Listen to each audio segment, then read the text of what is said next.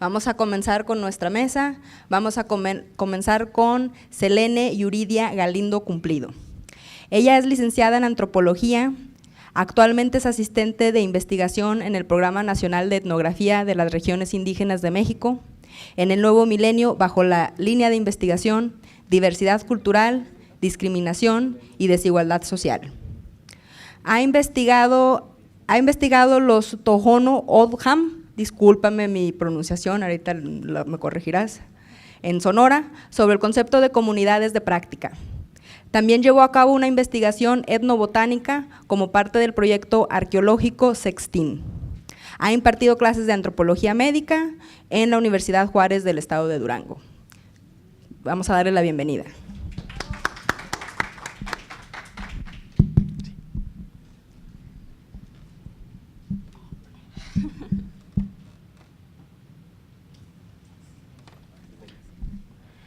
Buenas tardes a todos, muchas gracias por estar aquí, gracias a los organizadores por habernos invitado y hacer posible que nos reunamos otra vez los mismos de siempre. Bueno, voy a empezar mi ponencia para que quede más tiempo para la discusión. Los O'odham o tepehuanos del sureste de Durango empleamos los agaves o may y sus derivados en contextos variados que va desde lo que podríamos denominar el ámbito del Ixiyuca, lo bendito o lo sagrado, a lo más cotidiano, que si bien esta separación es más en términos analíticos o para explicarlo hacia el mundo de afuera, puesto que dentro del pensamiento indígena, en este caso de nosotros los O'odham, estas separaciones no existen o por lo menos no son tan marcadas tajantemente. Por esta simple razón, es necesario recordarnos que las plantas no son sagradas por sí mismas, sino que están acompañadas de una serie de prácticas y conocimientos que forman parte de un contexto que de alguna manera hace que estén colocadas en ese lugar o en esa categoría. En esta ponencia hablaré sobre algunos ejemplos de cómo la relación con el agave, su producción y consumo implican prácticas más complejas que la simple acción de uno u otro. Traigo este tema a la mesa porque, como sabemos, el mezcal es una bebida que está de moda, esto también ha ocurrido en Durango, y cada vez más instituciones y empresarios de la región están interesados en la producción de esta bebida en grandes cantidades con el fin exclusivamente comercial. Finalmente, un poco a la manera de contraste, me gustaría mencionar algunos de los usos que se dan a los agaves y sus derivados. Esto para permitirnos ver distintos tipos de aprovechamiento de esta planta y cómo lo sagrado y lo no sagrado es una separación que hasta cierto punto se vuelve innecesaria, lo cual no le resta importancia a esta planta, ¿no? El mezcal es una bebida que nos acompaña a los y las O'odham en el proceso de convertirnos en personas adultas con responsabilidades y obligaciones dentro de nuestra vida social colectiva. El mezcal se ha producido entre los O'odham por largo tiempo para consumo local. Las zonas productoras de la sierra surten a los demás lugares para las fiestas y ceremonias para las cuales se requieren. Tanto su producción y consumo están acompañadas de una serie de restricciones que son parte del estar bendito o Xiyutun, sobre lo cual ahorita más adelante ahondará mi compañero Honorio. Para la elaboración del mezcal se requiere que los maestros mezcaleros estén benditos, lo cual implica que no pueden enojarse, no tener contacto con las personas del sexo opuesto ni consumir alcohol. Las mujeres, por su parte, si están menstruando, tienen prohibido acercarse a los vinatos. Por esta razón, entre otras, muchas de las veces quienes llevan la comida a los maestros mezcaleros en días de producción son los niños, ya sean sus hijos o sus nietos. Estos a su vez disfrutan del quiote cocido o de las pencas de maguey cocidas, que son derivados del proceso de producción de mezcal. No seguir estas restricciones puede traer consecuencias de distinta índole, desde que el mezcal no salga bueno hasta problemas de alcoholismo entre los maestros mezcaleros. Mientras que, como O'odham, para poder consumirlo se tiene que hacer el navaich, que dentro del primer mitote familiar de cada año se realizan dos ceremonias importantes. La primera, en donde se da a consumir alimentos a los bebés por primera vez, Idealmente, mientras más pequeños mejor. Sus primeros 3 alimentos son carne de venado o chichalote, que es un tipo de ardilla, tamal sin sal y sal. A partir de este momento pueden empezar a consumir alimentos más allá de la leche materna. Esta ceremonia se conoce como tuhun chuda, que literalmente se traduciría como darle de comer.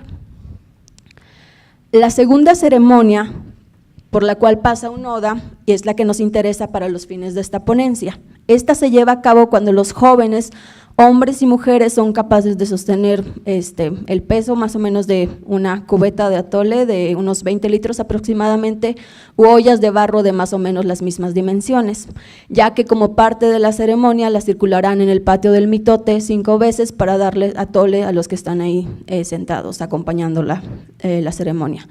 Las edades varían entre los 11, 17 años o incluso más grandes. De nueva cuenta, mientras más pequeños es mejor. Este ritual se realiza en las mismas fechas que el anterior, igual que en el primero, a los jóvenes se les da de comer carne de venado o de ardilla, tamal igual sin sal y sal. En contraste, a los jóvenes reciben 5 copas de mezcal. Los hombres, por su parte, también se sientan por primera vez en unos tipos de bancos llamados atoshkar, que son producidos entre nosotros, y las mujeres en petates de soyate o maya. Los jóvenes tienen que conseguir un padrino que no pertenezca al mismo patio, porque los que pertenecen a ese están bajo las mismas restricciones que ya mencioné anteriormente, puesto que al estar bendito los jóvenes no pueden consumir alcohol, solo lo huelen y después de eso se lo pasan a su padrino, quien lo toma o lo consume por ellos. A partir de este ritual, los jóvenes pueden empezar a realizar acciones que son reservadas para los adultos, como el sentarse en los bancos oda, como ya había mencionado, consumir alcohol y fumar. Antes de este ritual, llevar a cabo cualquiera de las acciones antes mencionadas implica el peligro de ser picado por un alacrán, incluso morir por ello. Así, para algunos padres es importante pasar por este ritual lo más pronto posible para evitar un peligro innecesario para sus hijos. Tanto para los pequeños como los jóvenes que realizarán cualquiera de las 2 ceremonias antes mencionadas, preparan su navaich el primer día del mitote, que es ese jarrito que está ahí en la foto. Estos son pequeños jarritos en donde se colocan ollas pequeñas, en donde se colocan trozos de agave, que en la foto anterior. Bueno, ese es del mismo proceso. Ahora sí.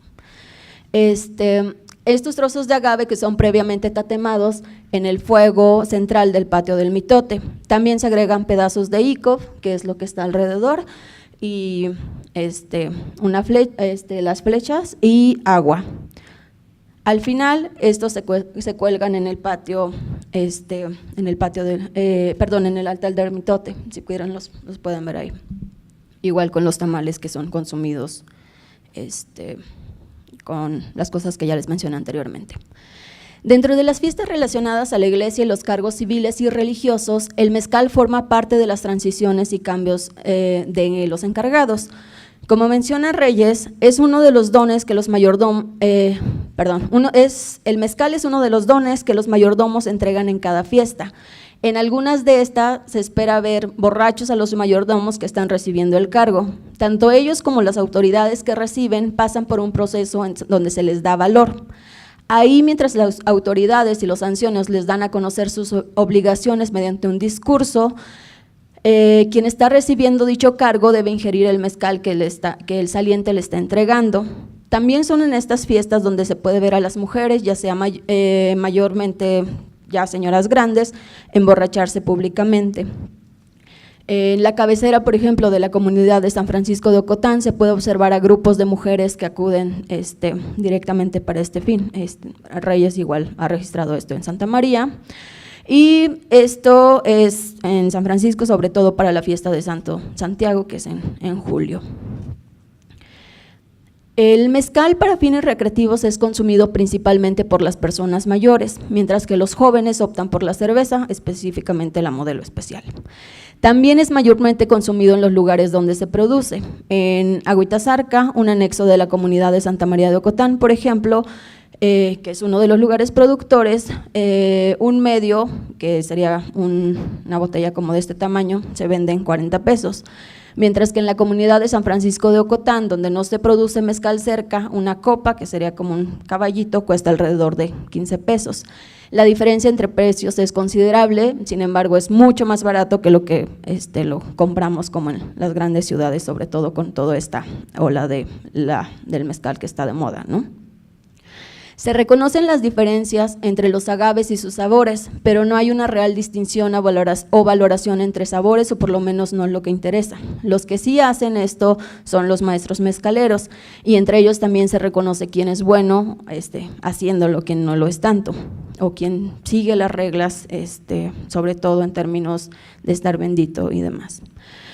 En todo caso, ninguno de estos mezcales producidos en la sierra es una marca registrada o cumple con los estándares que se requiere para su comercialización exterior. A partir del boom que ha tenido el mezcal, en la sierra de Durango y en todo el estado en general se ha incentivado a los productores al registro y la estandarización de su producción. A partir de los proyectos de la Comisión Nacional para el Desarrollo de los Pueblos Indígenas, la CDI, en el municipio del Mezquital, que es de donde estamos hablando ahorita, estos proyectos que han incentivado la producción y seguir estos lineamientos ha funcionado sobre todo en la zona mestiza del municipio, como lo son Yonora y La Cabecera. Fuera de esto, los intentos en la parte sierra, donde las vinatas son de los ODAM, no ha tenido mayor impacto. El discurso que tienen los productores de mezcal en el estado de Durango, entre aquellos productores que están bajo las normas establecidas, pasando los controles y estándares, en general descalifican hacia los que no están bajo esta misma regulación.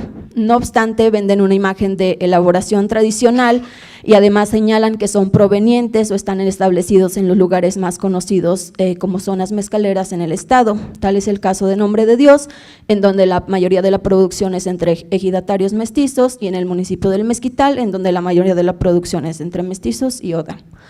Sin embargo, cuando yo les he preguntado en las exposiciones que hacen y demás personalmente, sobre todo a los que señalan que vienen del Mezquital, les he preguntado de qué parte del Mezquital, puesto que como yo soy de allá, pues me interesa todo este tema, ¿no?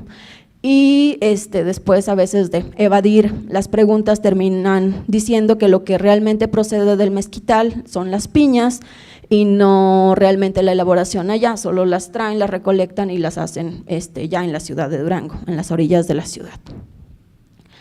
Esta contradicción me resulta interesante, pues es un claro ejemplo de cómo lo tradicional resulta llamativo y es utilizado en términos comerciales para darle un plus a los productos. Es así un medio empleado para legitimar el origen del mezcal a partir de aquellos lugares en donde se conoce como la producción artesanal. Sin embargo, no es el proceso lo que importa o lo que se quiere retomar, mucho menos se trata de entender estas prácticas tradicionales mediante las cuales se produce mezcal, pues es choca completamente con lo que los estándares están planteando.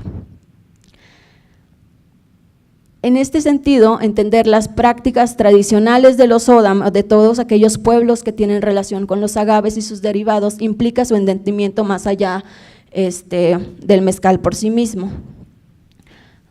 Ya mencionamos los contextos rituales en los cuales esta bebida es utilizada por los ODAM, así como las prácticas que los acompañan desde su producción hasta el poder consumirla.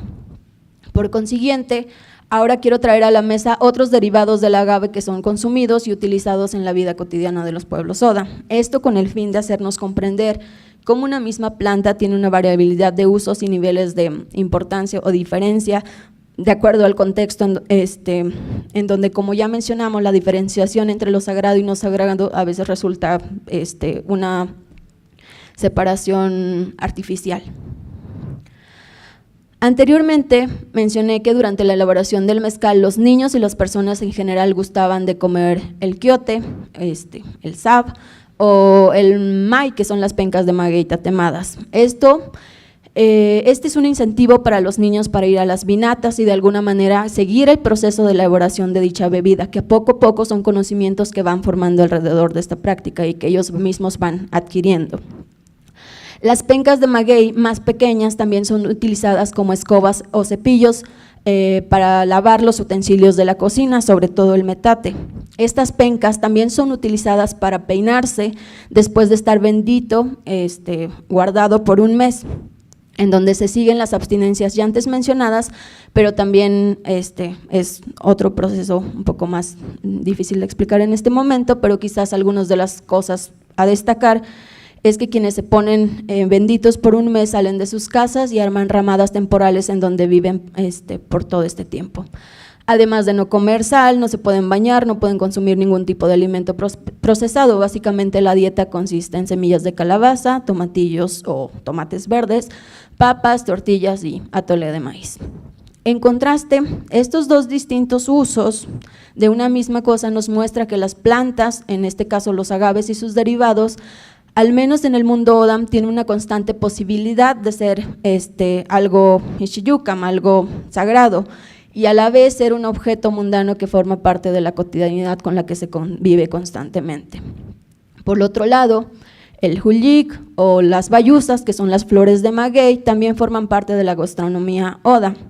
Se hierven y luego se guisan para comerse solas, con frijoles o mezclarse con otros alimentos. Aunque su consumo no es en el contexto de estar bendito, esto no le resta importancia, pues sabemos que las plantas consumidas como alimentos cotidianos son igual de importantes y necesarias como las que se dan en aquellos contextos rituales.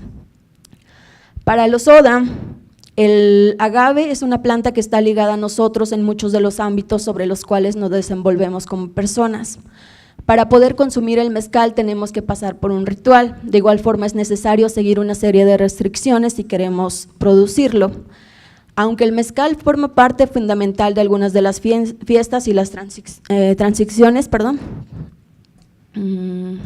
entre las personas que ocupan distintos cargos, no todos lo pueden consumir ni al mismo tiempo, ni todos se pueden emborrachar. Los neófitos quizás podrán hacerlo, pero al final de su periodo, cuando estén entregando el cargo, tendrán que estar benditos y abstenerse, y no solamente durante los días de fiesta, sino semanas previas. Por otro lado, las bayusas forman parte de nuestra gastronomía, así como el quiote y las pencas tatemadas. Usamos las pencas como cepillos para los objetos de lavar los objetos de la cocina, pero también para peinarnos después de un largo periodo de estar benditos.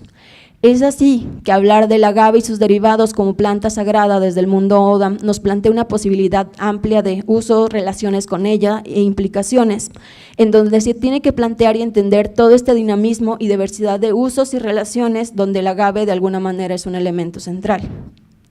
De ahí la necesidad de poder comprenderlo en su complejidad y diversidad de maneras de emplearse.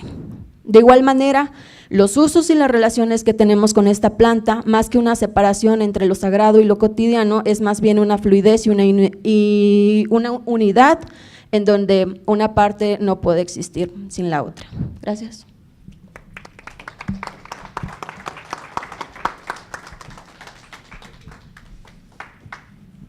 Muchas gracias, Selene.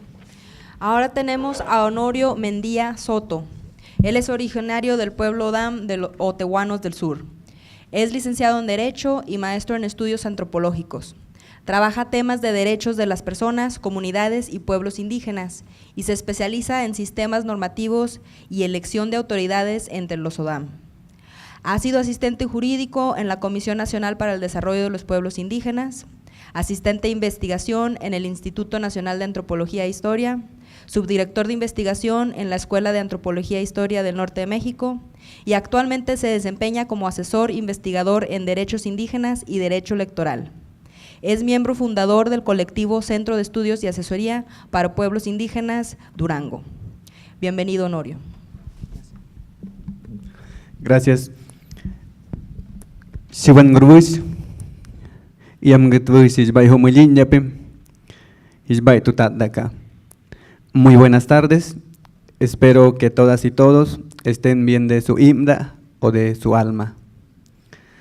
A partir de este saludo, me gustaría desarrollar mis reflexiones, plantear que los Odam no tenemos un solo lugar o una planta Ishiyuka o sagrada, sino que todo lo que existe en nuestro territorio, así como las personas mismas, pueden tomar dicho carácter cuando se realiza una práctica denominada Shiyutun. Para ello, en un primer momento, quiero abordar de manera muy general la cosmovisión del pueblo Odam, posteriormente conectarlo con el uso de lugares y plantas sagradas y finalmente señalar la importancia de respetar la totalidad del territorio para garantizar la sobrevivencia de nosotros como el pueblo Odam. Durante la investigación de la maestría, en una entrevista que forma parte de la tesis, un curandero dijo: "Yuguat nachir Odam, natgurichiandam, hishihai, kukujikun duduaichi, jikunich palwinich". Interpretado al castellano se entendería: pues nosotros que somos Odam, siempre necesitamos estar curándonos, es complicado, pero pues de eso vivimos y con eso nos defendemos. Esta frase tiene lógica si entendemos que desde la cosmovisión Odam, aquella persona que empieza a estar triste o enojado o empieza a ser conflictivo o siempre está borracha, se considera que ya está hishkokam o enferma, es decir, que su imda o alma ya no está bien o está en desequilibrio.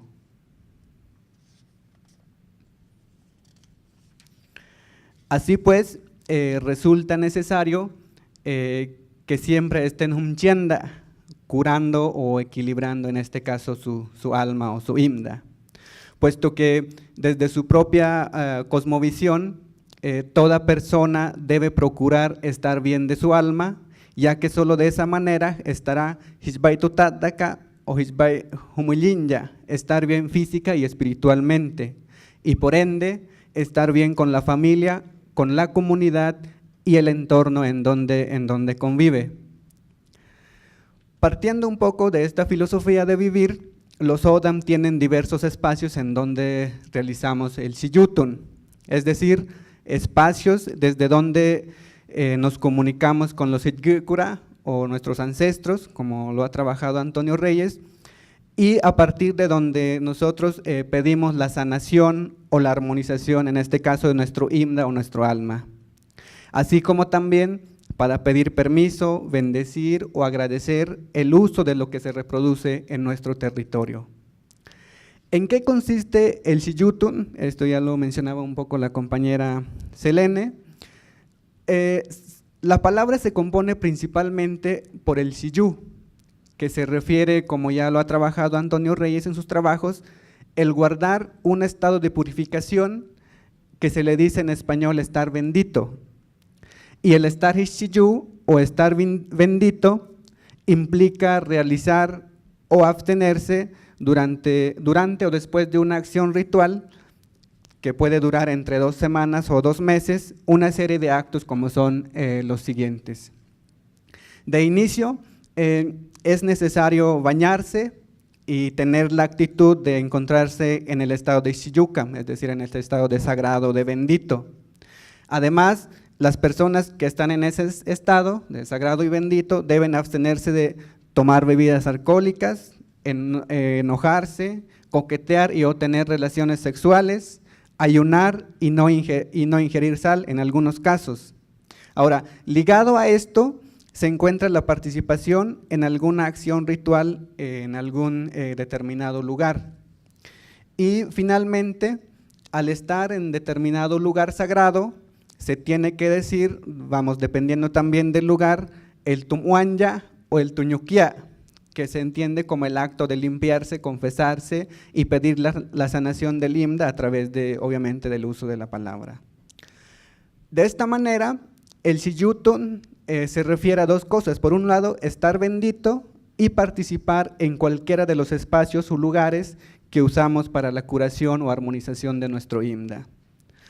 Ahora, en el lugar o el espacio en donde se realiza el Siyutun, es decir, vamos por mencionar los Neikartam o los patios de mitote, que ya también mencionó la compañera Selene, en el Chiop o en la iglesia, en el Hisyukamtam, que son como lugares sagrados permanentes, u otros sagrados que podemos habilitar temporalmente para hacer el Siyutun.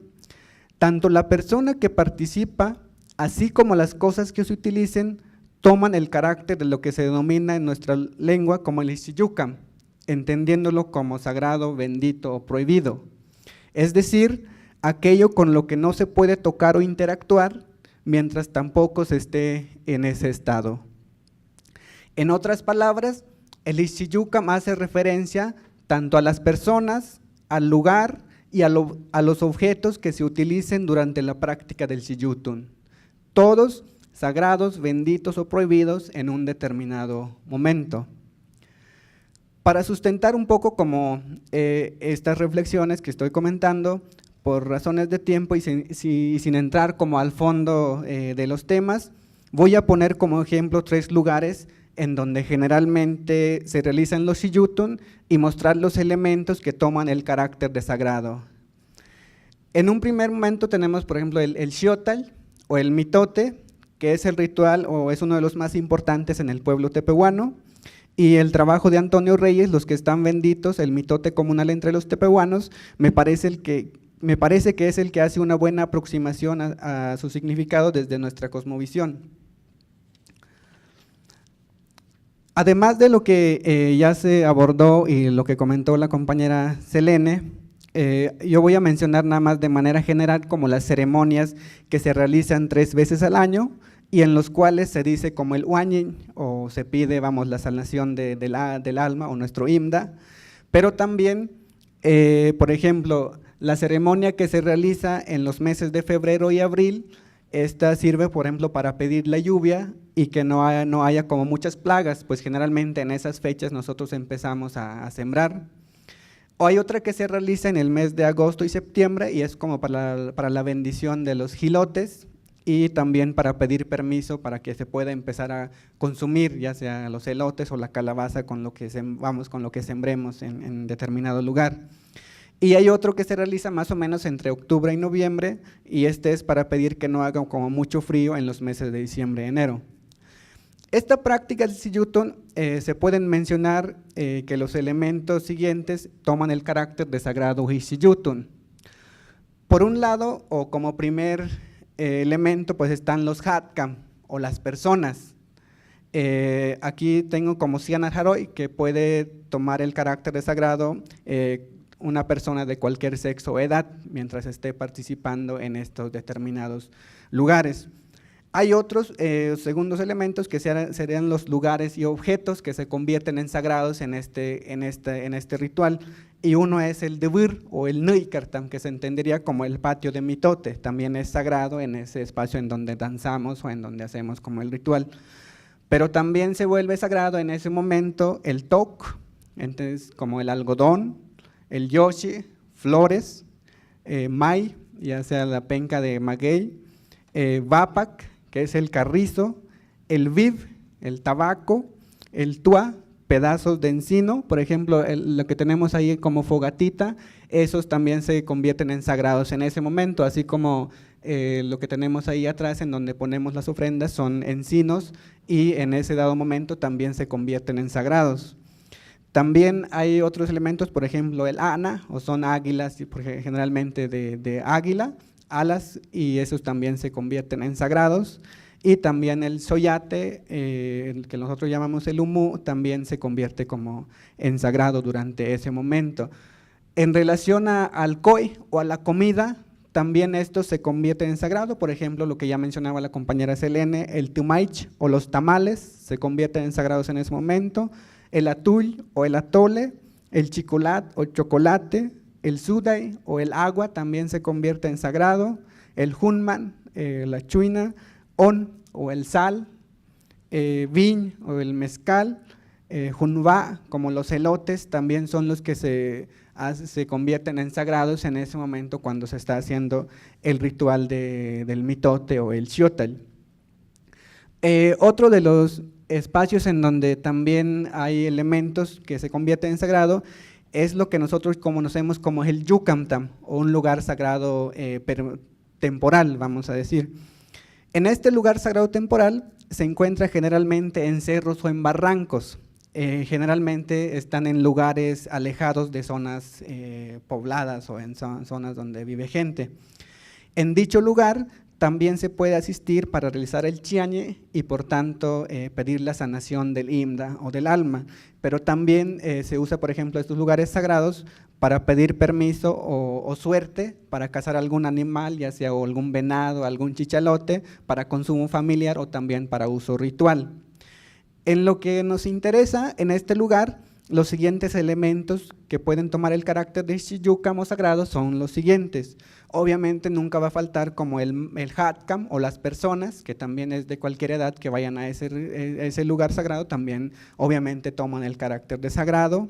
Hay lugares y objetos, por ejemplo el Debir o el Vapay, que sería el espacio del territorio, o algún barranco, que en ese caso es Xiyu o sagrado, pero también se convierte las flores o el yoshi que llevamos como ofrenda, el toc o el algodón, el vapac o el carrizo, el viv o el tabaco que nosotros usamos en los yucamtam, también alas de águilas, y por ejemplo aquí vemos en este palo, ahí están como ese también se convierten en sagrados, el humú también en donde se ponen las ofrendas, el soyate también se convierte en sagrado, y los jarritos que están allá abajo también se convierten en sagrados, que son finalmente los que se usan, como mencionaba la compañera Selene, en el patio del mitote, cuando se usa el agave para pedir también permiso para consumir el mezcal. De esos lugares también los tomamos como prestados para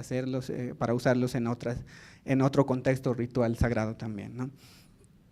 Otro espacio en donde también hay elementos que se convierten en sagrado, obviamente es el chiop o la iglesia, y el chiop o la iglesia pues es también otro de los lugares en donde nosotros con frecuencia asistimos para el chiañe. Cabe comentar que, por ejemplo, entre los Odam, nosotros para poder entrar a una iglesia necesitamos estar Xiyucam, es decir, necesitamos hacer rituales antes y después de entrar a una iglesia. Es decir, es un poco diferente como en la sociedad mestiza, podríamos decirle, en donde tú puedes entrar con una novia abrazando a la iglesia o tu esposa y saliendo de ahí te puedes ir a echar una cheve, ¿no? O sea, acá en nosotros no aplica porque finalmente tienes que cumplir como lo que mencionábamos al inicio de los requisitos de estar sagrado, ¿no? Y entonces esa es como la diferencia. En lo que puede tomar el carácter de sagrado en la iglesia también se pueden comentar los siguientes. Obviamente siempre van también los hatkam o las personas de cualquier edad. También los lugares o objetos que se pueden convertir, pues es el debir o el baak, que sería como el espacio de tierra y edificio. Por ejemplo, en esta iglesia, ya ves que alrededor está como en barda, el atrio está ahí, cuando tú cruzas ahí adentro ya tienes que estar sagrado, o sea, en ese mismo espacio ya toma el carácter de sagrado, es decir, no puedes entrar a ese atrio mientras no tengas la calidad. Y obviamente, por ejemplo, el edificio todo es Xiyucam porque no puedes reconstruir o no puedes remodelar, la iglesia mientras no estés en el carácter de sagrado.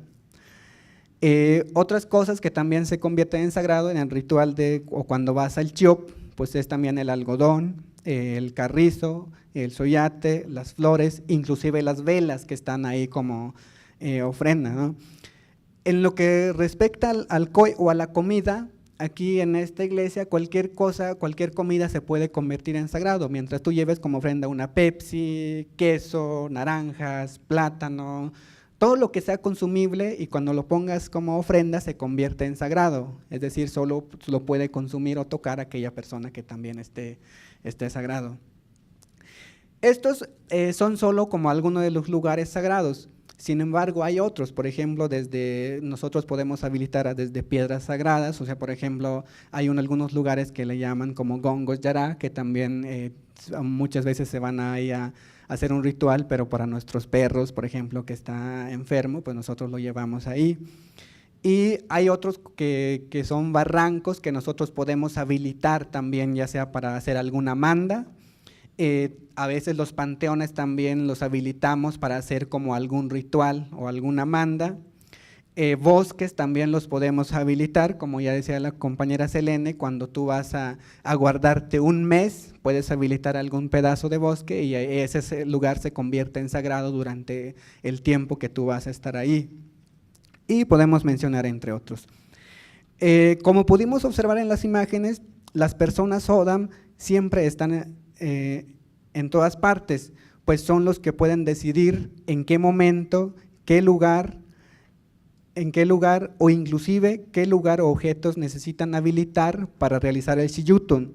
Son las personas Odam que pueden convertirse y convertir en el Xiyucam o sagrado cualquier objeto o lugar. Derivado de lo anterior, y para ir cerrando mi participación, considero que para nosotros los Odam es complicado decir que tenemos solo un lugar o planta sagrada. Ello es así, pues a partir de lo expuesto se pudo observar, uno, que nosotros los Odam siempre necesitamos estar curándonos o sanando nuestro Imda, pues solo de esa manera podemos estar bien física y espiritualmente, y por tanto estar bien con nuestra familia, con los que convivimos en nuestras comunidades y finalmente con todo lo que nos rodea en nuestro territorio. Dos, por tanto, los Odam para interactuar con nuestros Yigkura o nuestros ancestros tenemos y podemos habilitar diversos espacios, lugares u objetos sagrados en nuestro territorio. Dichos lugares en donde hacemos el Xiyutun para curar o sanar como nuestro Imda. Finalmente, y derivado de estos dos puntos, cuando nosotros realizamos el Xiyutun, tanto nosotros como personas, el lugar o espacio físico que estemos utilizando, así como todos los objetos que utilizamos, se vuelven Xiyukam, sagrados o prohibidos. Es decir, para poder interactuar con nuestros Yigkura o ancestros, nosotros y todo lo que se utilice debe tomar el carácter de bendito sagrado como ellos. Así pues, desde mi perspectiva, dentro de nuestro territorio, es complicado querer hacer algún catálogo de lugares u objetos sagrados, puesto que en un dado momento cualquier espacio o objeto se pueden convertir en sagrados. Podemos decir que en nuestro territorio siempre hay algo sagrado, ya que siempre hay familias Odam en alguna parte realizando el Xiyutun, es decir, curando, sanando, armonizando su Imda o su alma. Es muy importante que se respete todo lo que existe en nuestro territorio, porque es la única forma de garantizar nuestra sobrevivencia, ya que como dice nuestro curandero, de acuerdo a nuestra cosmovisión, el Xiyutun es muy importante para los Odam, pues nosotros siempre necesitamos estar curándonos. Es complicado, pero pues de eso vivimos y con eso nos defendemos. Todo nuestro territorio es sagrado. De ahí pues que se entienda como las luchas de los Odam por seguir preservando su territorio desde tiempos inmemoriales, ¿no? Hay una foto que encontré en donde había, durante la guerra cristera, hay una leyenda, se dice Tepehuanes a la defensa del bosque sagrado, ¿no? Así entiende desde aquella la guerra cristera ya tenían como un poco esta visión de defender su bosque sagrado. Sería todo por mí. Gracias.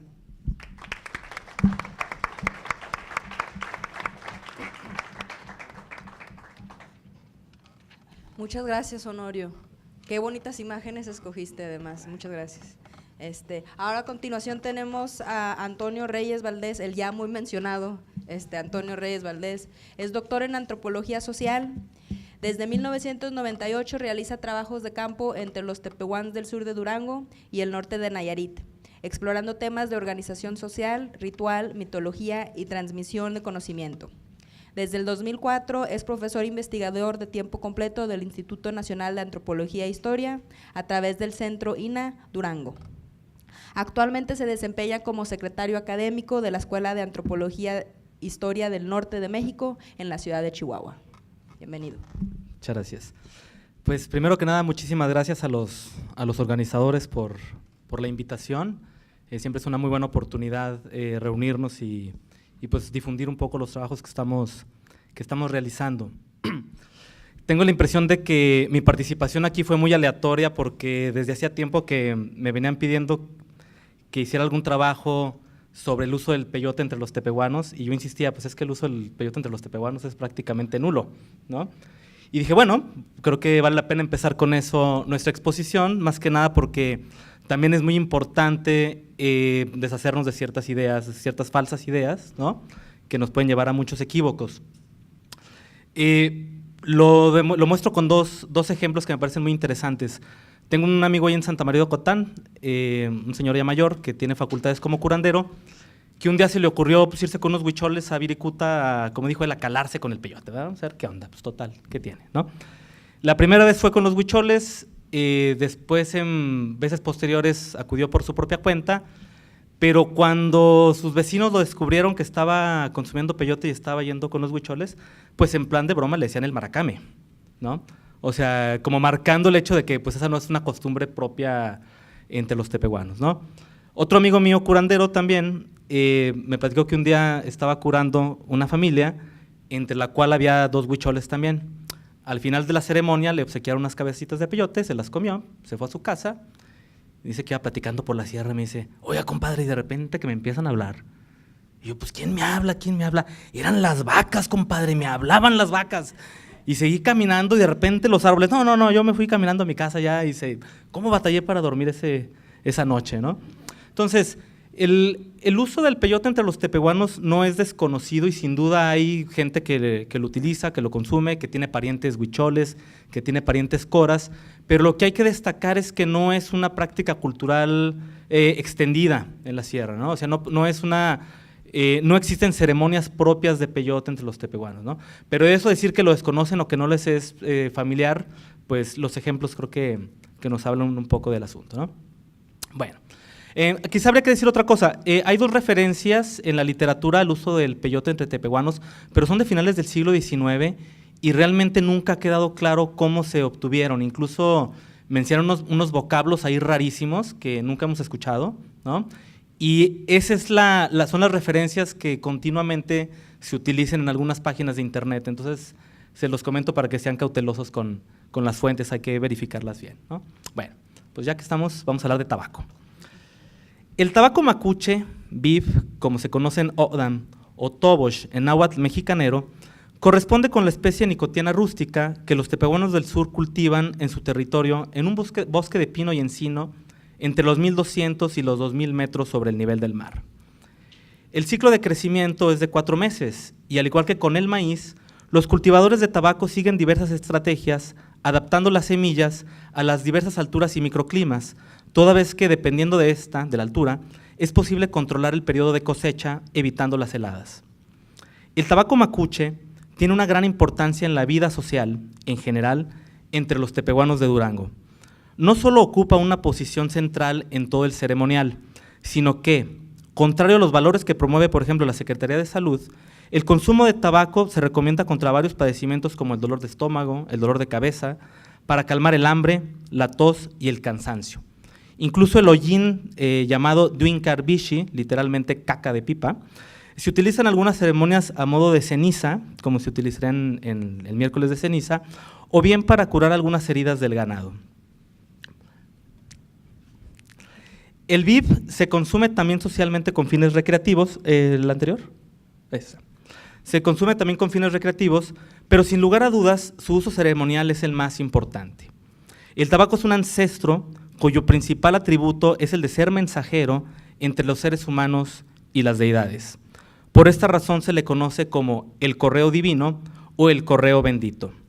Y es que, como describiré adelante, los especialistas rituales y la gente en general envían sus plegarias mediante el humo del tabaco. El tabaco, como otras sustancias ancestrales, y por ello me refiero a que son ellas mismas ancestros vivos, tales como el maíz, el venado y el mezcal, son entidades con las que los individuos humanos deben establecer una relación que se desarrolla gradual y paulatinamente en diferentes momentos particulares del ciclo de vida. En este sentido, podemos distinguir 2 tipos de iniciación que están relacionadas con el tabaco. La primera, que es una a la que ya aludió la compañera Selene, que tienen todos los individuos una vez que llegan a la edad adulta entre los 12 y los 15 años, y que les permitirá fumarlo el resto de su vida, así como participar en algunas ceremonias. Y la otra iniciación, que corresponde con aquellas personas facultadas como curanderas y que podríamos definir de tipo chamánico. Entre las ceremonias del ciclo de vida, los individuos deberán pasar por aquellas en las que son paulatinamente introducidos en la ingesta de maíz, venado y sal. El poder alimentarse con estas sustancias implica la humanización de los individuos, apartándolos cada vez más del mundo de los ancestros. Así, durante las 3 ceremonias de carácter agrícolas conocidas como mitotes o xotl, a las cuales ya mis 2 compañeros se han referido, y que las familias realizan 3 veces al año, los niños van a ser introducidos en el consumo paulatino del maíz. El maíz no es una cosa inocua que se pueda nada más comer. Tiene que tener un proceso que se introduce poco a poco a los bebés. Se empieza con los jilotitos, así con caldito de jilote, después con el maíz tierno y finalmente ya con el maíz nixtamalizado.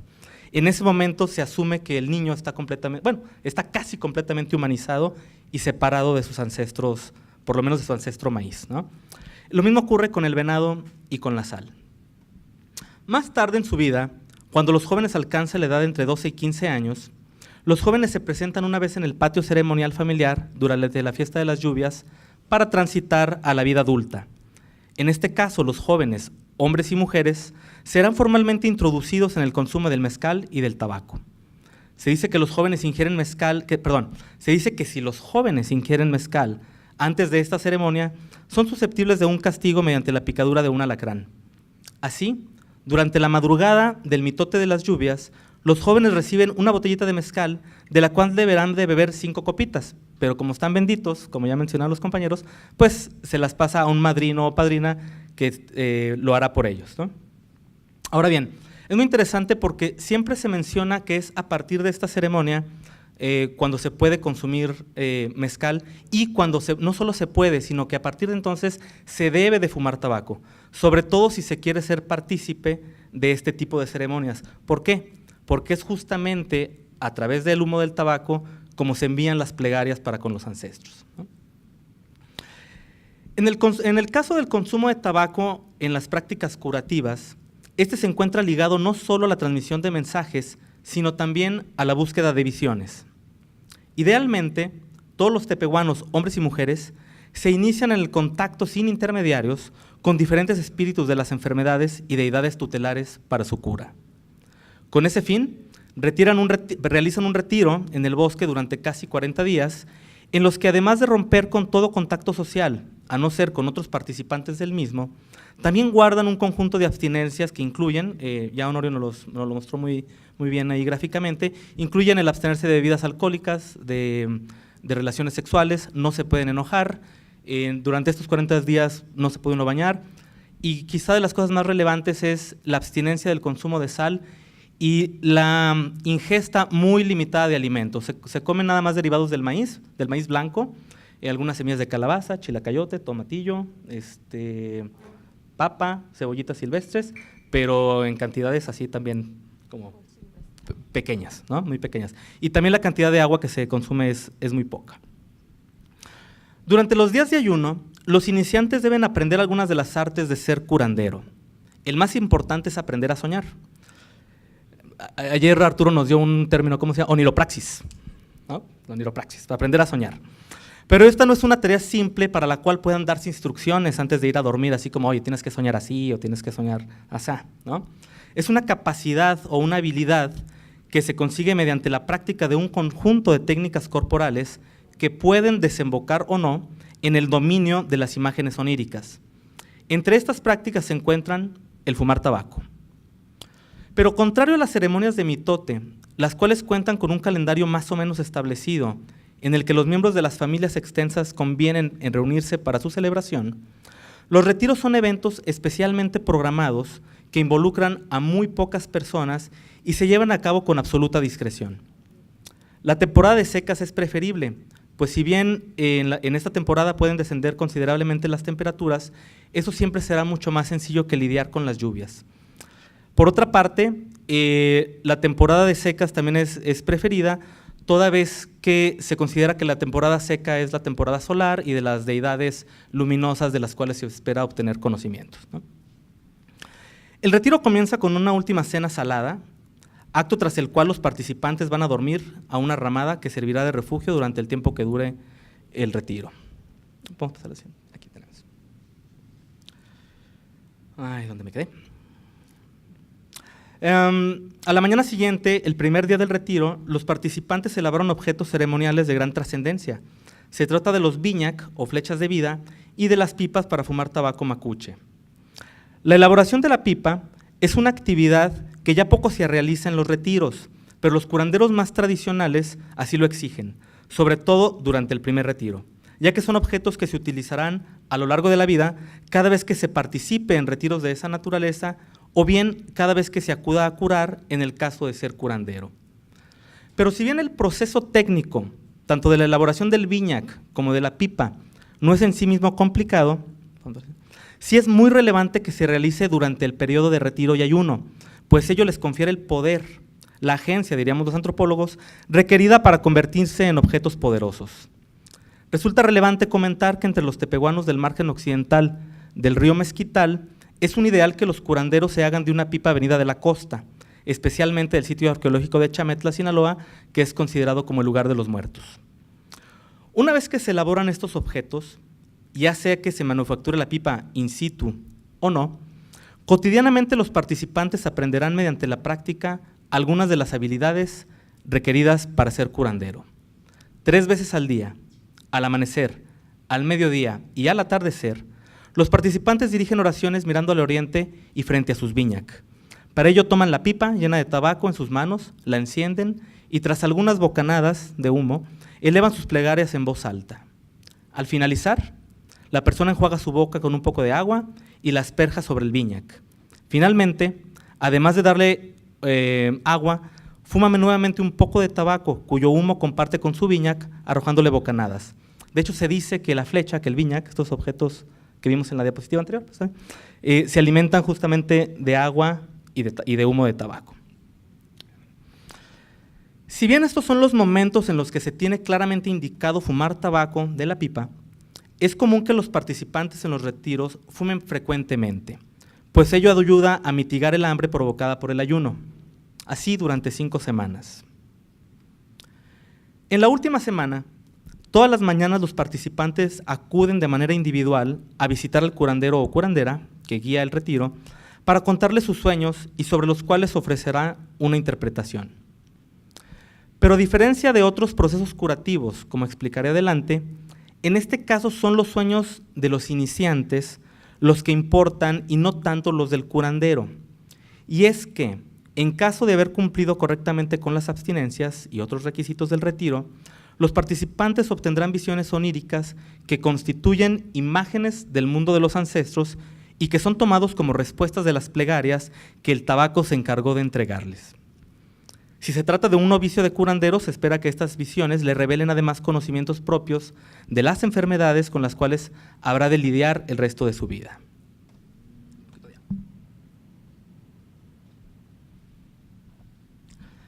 No cabe duda que la pipa y el tabaco son de los atributos más distintivos de los curanderos tepehuanos, así como un conjunto de flechas ceremoniales que constituyen ellos mismos sus útiles de trabajo, como dicen. Las sesiones terapéuticas de los curanderos pueden variar en su procedimiento, dependiendo del padecimiento y del paciente. No obstante, hay algunas formalidades regulares que vale la pena comentar. Primera, el paciente potencial tiene signos de malestar que pueden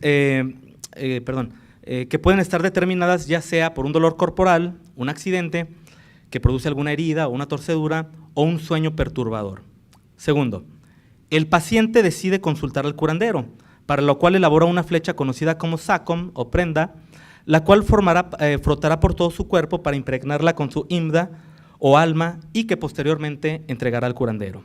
Tercera, visita al curandero y mediante un discurso formal, una plegaria, le solicita que lo ayude. Si éste acepta, el paciente le entrega la prenda, misma que aquel coloca junto con sus otras flechas votivas y probablemente con las flechas de otros pacientes. Cuarto, fumando su pipa, el curandero dirige oraciones a las flechas y a las deidades, solicitándoles se le conceda conocer el origen del padecimiento. 5. Si las plegarias del curandero son escuchadas, durante el sueño obtendrá visiones del mundo de los ancestros que le revelarán el origen del padecimiento, la cura y el monto que habrá de cobrar por la curación. 6. El paciente vuelve con el curandero para conocer el diagnóstico. Según resulte, el curandero decidirá si es necesaria además la extracción de algún cuerpo extraño, o bien si el paciente deberá aplicar algún ungüento, tomar alguna infusión o llevar ofrendas a algún lugar sagrado, entre otras posibilidades. 7. Mirando al oriente y con él o los pacientes alineados entre el curandero y sus flechas votivas, este último dirige las plegarias a los dioses al tiempo de fumar tabaco de su pipa. Y 8. Esto se realiza 3 veces al día, las oraciones, durante una semana según el padecimiento del diagnóstico, y finalmente llegará la cura. Durante las oraciones, el curandero se dirige a diferentes ancestros, como ya mencioné, solicitando su ayuda, entre ellas al tabaco. Es muy común que en este tipo de plegarias, se aluda al momento mismo de la curación, a los participantes, a los pacientes que están ahí delante de él, y que el curandero hable reiteradamente de sí mismo. Así, es posible escuchar expresiones como la siguiente, y cito al curandero, ¿no? Dice: así los recibí, con mucho gusto. No los mandé de vuelta, los recibí porque es lo correcto. Así di parte, así di cuenta, poniendo delante el santo correo. Nuestro padre tabaco, nuestra madre tabaco. Así lo recibí con esta plegaria. Normalmente cuando se refieren a cualquier objeto con el prefijo hinshat hinyan, que es nuestro padre, nuestra madre, como en este caso, nuestro padre tabaco, nuestra madre tabaco, es un mecanismo a través del cual se ancestraliza el objeto y se convierte momentáneamente, como mencionaba Honorio, en un objeto sagrado para el efecto de esa ceremonia. Se le reconoce ese carácter. Para terminar, entre los tepehuanos del sur de Durango, el consumo de tabaco tiene una importancia capital en los contextos rituales, los cuales podemos definir como espacios de interlocución con las deidades. Por su parte, no cabe duda que algunos de los principales atributos del tabaco radican en los efectos bioquímicos que produce en el cuerpo. No obstante, considero que es la dimensión social del uso de la nicotina rústica la que resulta más relevante en su uso como intermediador. En lo que respecta particularmente a los contextos rituales, como los que describí anteriormente, tanto en el retiro en el bosque como en la curación, el tabaco se concibe a sí mismo como un ancestro, como una persona no humana que tiene la capacidad de ampliar la socialidad humana al mundo de las deidades. Durante los retiros, los participantes cancelan primero la vida social con todos los otros humanos, ampliando su vida social en realidad a la de las deidades. Para tal efecto, estas personas que participan en los retiros emulan a los antepasados que lograron deificarse a sí mismos mediante la práctica del autosacrificio, consistente en guardar las abstinencias rituales que ya hemos mencionado, además de fumar reiteradamente el tabaco. Se trata de una práctica corporal que refleja sus efectos en la obtención de visiones oníricas. Es la última.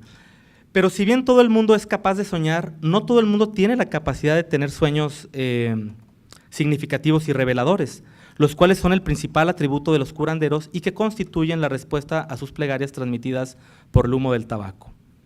Para los tepehuanos es el humo del tabaco, al igual que otros vapores, lo que constituye la esencia de algunas sustancias susceptibles de ser consumidas por las deidades y los espíritus carentes de cuerpo. Además, el humo tiene la facultad de elevarse y llegar con las deidades. En este sentido, tanto seres humanos como deidades tienen un elemento de consumo común, el humo. Así, el hecho de pronunciar las oraciones dirigidas a las deidades, acompañadas por el acto de fumar, permite que las palabras de quien las pronuncia tengan como vehículo físico el humo del tabaco, el cual podrá asimismo ser consumido por sus destinatarios, los dioses. Para terminar, no sé, ¿tenemos un minuto o dos? Para terminar, me gustaría concluir con las palabras de un amigo curandero de ahí de la localidad del Cerro de las Papas, de donde es originario aquí el compañero Honorio. Vamos a ver la última. que no es él, es otro. Dice don Saturnino, hace mucho tiempo Dios estaba por aquí y llamó a toda la gente, a todos sus hijos. Llamó a los tepehuanos, a los huicholes y a los coras. Todos llegaron tarde. Pero los gringos y los españoles llegaron primero y les tocaron las cosas buenas. Así, los coras, los huicholes y los tepehuanos, que llegaron al último, 20 minutos, que llegaron al último, no recibieron nada más que la pipa y el tabaco, unas plumas para curar y el estuche para guardarlas. Estas fueron las únicas cosas que recibieron los tepehuanos. Entonces le dijeron a Dios que esas cosas no servían para nada, a lo que Dios les respondió: esas cosas son muy importantes y muy útiles. Pónganse las plumas mirando al oriente y serán personas grandes, porque estarán ahí para toda la gente. Por esta razón, estas cosas se quedaron aquí con nosotros, dice don Saturnino, la pipa y el tabaco, y por eso los tepehuanes somos pobres, pero curanderos. Muchas gracias.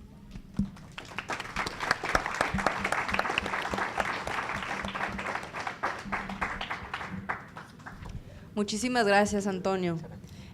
Excelente, pues ahora es la mejor parte. Abrimos la discusión a nuestro público. Los que tengan preguntas, por favor, este es el momento.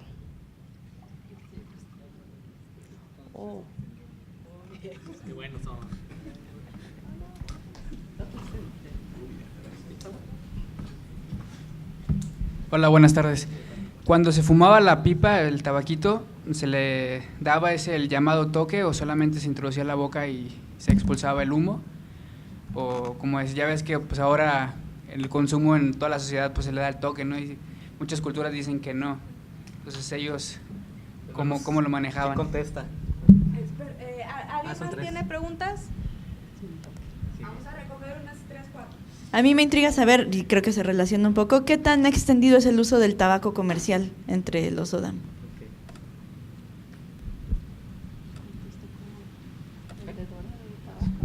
Hola, si hay algún instrumento que usen en la ceremonia donde están, ya ven que a veces, por ejemplo, está el raberí de los Wixárika o así, una sonaja, algo.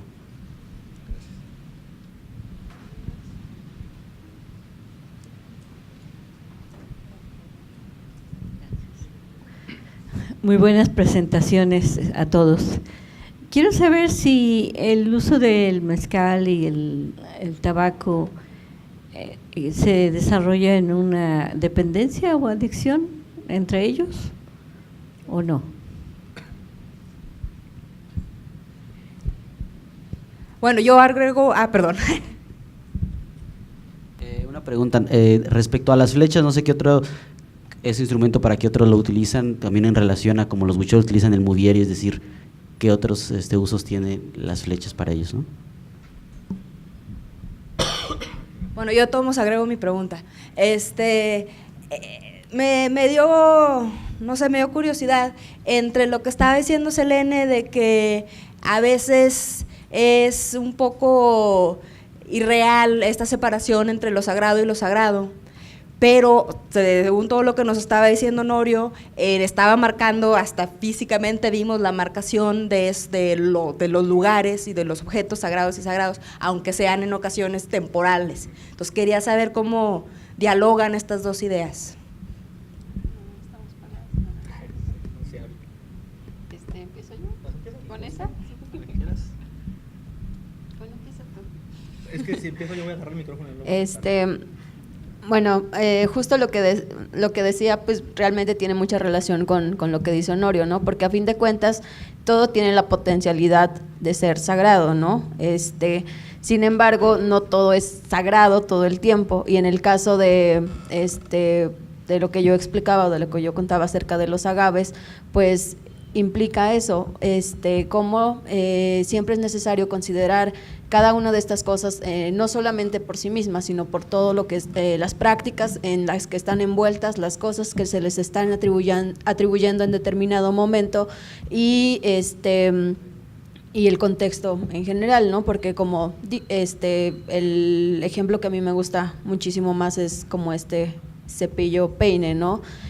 Cómo puede ser dos cosas completamente contrarias, podríamos decir, cuando realmente pues esa es como más que verlo como separación, es como una fluidez de los objetos, de las cosas que se le está cargando en determinado momento.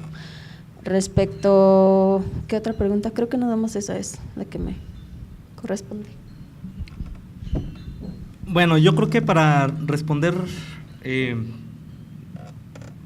me gustaría, para responder esa pregunta en concreto, creo que lo primero que hay que entender es qué podemos denominar como sagrado en este contexto, ¿no? Yo incluso por eso prefiero hablar muchas veces de aspectos ancestrales, porque salvo que los compañeros opinen diferente, creo que entre los tepehuanos lo que se puede denominar como sagrado es todo aquello que tiene un vínculo con los ancestros. Entonces, este vínculo se puede establecer contextualmente mediante estas ceremonias, pero potencialmente todo es ancestral, especialmente cuando hablamos del caso del territorio, ¿no? Ahora, habría pocas cosas que me parece que serían intrínsecamente sagradas, y son justamente los propios ancestros, ¿no? Y hay lugares en los cuales se reconoce como que son lugares en donde viven esos ancestros, ¿no? Pero estos lugares aparecen y desaparecen todo el tiempo, o sea, no falta un curandero que fue y dijo, encontramos un nuevo lugar, ¿no? Este es el lugar del ancestro del guajolote, ¿no? Y en ese momento ese lugar se reconoce como ancestral, ¿no? Pero también esos lugares llegan a ser olvidados, ¿no? Entonces, por eso en el caso del territorio es tan importante tener como sumo cuidado con los lugares donde se quieren hacer cosas, porque siempre hay la potencialidad de que algo fuera ancestral, ¿no? Eso es lo que yo diría que es como sagrado, ¿no? Bueno, y las preguntas del público. Vamos a las otras. ¿Pero quieres decir algo sobre esto? Bueno, nada más también complementar, creo que un poco la idea de Antonio de que todos tienen un vínculo, yo más bien lo interpretaría que finalmente todas las cosas que existen en el territorio pues son de nuestros ancestros y por tanto se tienen que convertir en sagrados cuando se estén haciendo los rituales que mencionamos para el Siyuto, ¿no? O sea, finalmente porque hay una relación.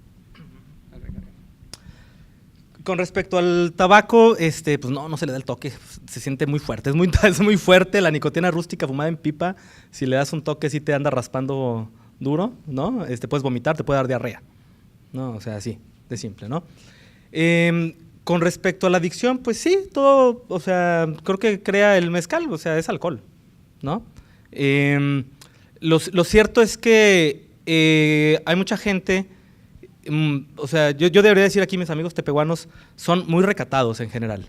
O sea, cuando decía Honorio ahorita, es que cuando te empiezas como a enojar y a estar medio triste o a estar de mal humor, estás enfermo y vas al curandero. Entonces, en general, hay una disciplina corporal impresionante entre los tepehuanos, ¿no? Eso no quiere decir que no haya alcoholismo, no quiere decir que no haya algunos problemas, pero lo cierto es que hay mucha gente que cumple con las ceremonias, tiene su consumo ceremonial y luego después se olvida del tabaco y del mezcal durante meses hasta que le vuelve a tocar, ¿no? Y pues también hay quien, obviamente, que se la pasa en el agua todo el tiempo, ¿no? O sea, ni modo, eso es como algo ineludible, ¿no? Con respecto al tabaco comercial, pues tú trabajabas en una tienda de Conasupo, no sé si tengas algo que decir. Pues sí se consume mucho, sobre todo en los jóvenes, pero siento que de alguna manera se fuma igual que el tabaco. No se da toque, es igual como muy por fuera, no sé, pero sí es muy consumido. De hecho no hay enfisema en la sierra, no hay diabetes ahora.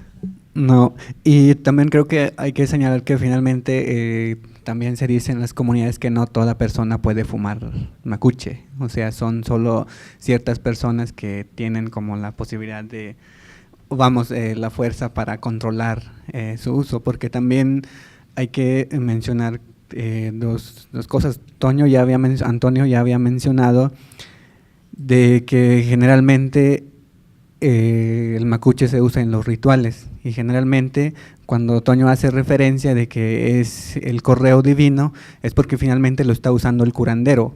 O sea, aunque una persona esté asistiendo con el curandero, yo no voy a fumar pipa, sino el que va a estar fumando ahí es el curandero. Y lo mismo pasa, por ejemplo, cuando vamos a la iglesia, una persona común generalmente nunca consume tabaco, sino que tiene que ser como el curandero, el que tiene, la facultad o potestad de poder relacionarse con las deidades y es la única persona que puede fumar en esos rituales. Más allá, por ejemplo, de también, si tú te estás formando como curandero, obviamente también vas a fumar porque te estás entrenando.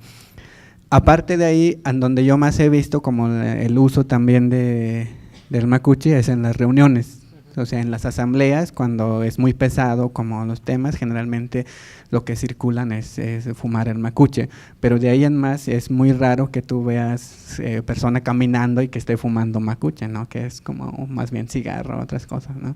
Pero también hay como ciertos lugares en donde se usa el macuche. Y en cuanto a la adicción, pues también el tabaco es muy poco, o sea, usado. Los señores son más bien como los que en donde se ve el uso. Y en cuestión del alcohol, yo creo que el mezcal es muy poco consumido. O sea, las adicciones están más bien como con la cerveza, ¿no? Pero el mezcal en sí casi no. A partir de ahí no hay como mucha adicción. Y también por lo que también mencionaba en la exposición, que uno cuando ya está borracho también se le considera que ya está enfermo, ¿no? Dentro de la comunidad, y entonces tiene que seguir como un tratamiento. O sea, hay como varios candaditos, o sea, que pasan para... Sería. Por ahí andan dos preguntas todavía. Las flechas es un mundo de flechas, o sea, y efectivamente hay unas que son más o menos equivalentes con los muberis, que se hacen justamente en las ceremonias que estaba describiendo Selene. Y con respecto a los instrumentos musicales, pues sí, el arco musical es el que se usa en estas ceremonias durante las noches, ¿no? Sí. He documentado el uso de sonaja en un patio ceremonial, es algo realmente extraño, pero el arco musical sí es como central en la ceremonia. Bueno, pues con esto agradecemos a Selene, Honorio y Antonio. Perdón, ¿hay otra pregunta? Ya habíamos pasado, sí. Todavía hay tiempo, si gustan, todavía tenemos unos 15 minutos. Gracias, y porque me había llamado la atención hace rato y lo había olvidado, pero ahora que lo vuelves a mencionar, Honorio, y también, antes que nada, los felicito porque creo que ha sido mi sesión favorita hasta ahorita, fue muy interesante las 3 presentaciones, pero la relación con la iglesia, dices que la única persona que puede fumar en la iglesia es el curandero, pero ¿qué rol juega el curandero en la iglesia? ¿Eso fue lo que entendí? No. Me gustaría como entender cuál es el papel que juega la iglesia, que viene recurrentemente como lugar sagrado, pero ¿qué interacción existe entre toda la parte ancestral y cómo se visualiza, ¿no? la relación con esta noción que decías también de confesarse? O sea, ¿qué tanto está impregnado de la cosmovisión católica y cómo se entrelaza con la cosmovisión tepehuana? ¿Alguien más? Híjole, escribí una tesis de doctorado para responder esa pregunta, ¿no? Entonces, así como… pues yo creo que algo muy interesante, yo nunca hablo, por ejemplo, de sincretismo, a mí no me gusta hablar de sincretismo aquí. Yo hablo de que hay un catolicismo tepehuano, y probablemente hay un catolicismo chamula, hay un catolicismo rarámuri, etcétera, etcétera, ¿no? Porque al final de cuentas lo que hay es una incorporación propia de los elementos cristianos, y desde ese punto de vista… por lo menos a nivel local no hay como un conflicto. O sea, los santos cristianos son ancestros, o sea, son ancestros mestizos, ni modo, ¿no? Y se reconocen como mestizos, pues tienen barbas, pues tienen sombreros, pues tienen caballos. Yo creo que es muy interesante ahí los trabajos que se han realizado en la Amazonia, donde se describe cómo se incorpora al otro, al enemigo, dentro de la ancestralidad, ¿no? Y aquí es muy claro. Entonces, pero lo que sí es muy interesante, y eso sí se nota, es cómo sí hay una distinción de los espacios ceremoniales, o sea, la iglesia y el patio de mitote. Y el curandero, salvo que me equivoque, pero no tiene mucho, no es su ámbito de acción la iglesia. Hay otros especialistas ceremoniales para la iglesia, y es muy interesante, porque son especialistas ceremoniales que pasan súper desapercibidos en la comunidad. O sea, te das cuenta, bueno, yo me di cuenta después de años, así, cuáles eran ahí los buenos, pasan muy desapercibidos, ¿no? Y los curanderos, pues en general uno sabe quiénes son los curanderos, ¿no? Entonces, pues sí, son ancestros también, ¿no?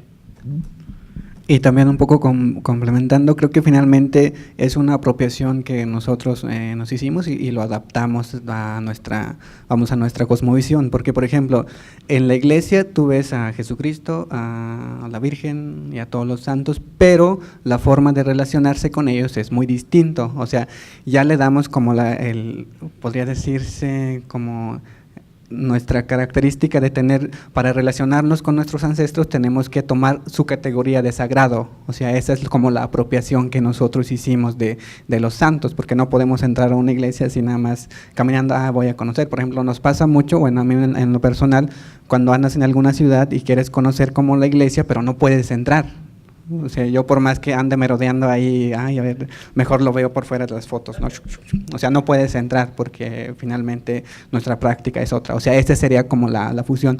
Lo mismo sucede… Un extraño que llega. Ajá, y lo mismo sucede, por ejemplo, con las autoridades, ¿no? O sea, hay gobernadores tradicionales, o sea, los que se implantaron, pero finalmente nosotros ya los adaptamos como a nuestra forma de vida o a nuestra cosmovisión. Eso es como lo que podríamos decir. Y sería un poco como difícil decir, no, pues el curandero casi no tiene nada que ver. Lo que pasa es que como todo se interrelaciona, o sea, es como muy difícil decir tajantemente no tiene como nada que ver, porque finalmente si un curandero cuando está, atendiendo a una persona, dentro de sus sueños le dicen, es que tiene una deuda allá en la iglesia, y lo que hace el curandero es que va a la iglesia y diga, oigan, pues ya curen a esa persona o ya suelten como lo que tienen ahí o el pendiente que tiene como la persona. Solo en ese momento puede llegar ahí, pero tiene su propio ámbito, ya sea desde su casa, su trabajo, ¿no? Pero eso no significa que no pueda entrar en la iglesia, porque finalmente todo se complementa, ¿no? Déjame decir una última cosa que me acabo de dar cuenta y que tiene que ver con la ponencia. Sí hay una distinción bien interesante entre las deidades indígenas y las deidades venidas de fuera. Las deidades mestizas no consumen tabaco, consumen copal, humo de copal, o sea, es otro humo, ¿no? O sea, el humo del tabaco es para estas flechas que estamos viendo aquí, ¿no? En la iglesia se fuma afuera, pero realmente el humo, la esencia con la cual se alimentan las otras deidades es el copal, ¿no? Que es muy perfumado, ¿no?